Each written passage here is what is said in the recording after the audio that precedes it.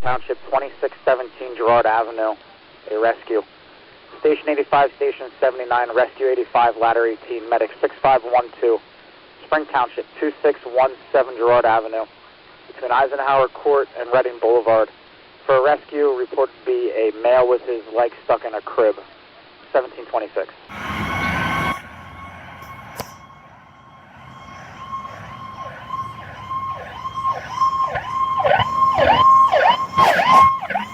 Jesus fucking Christ.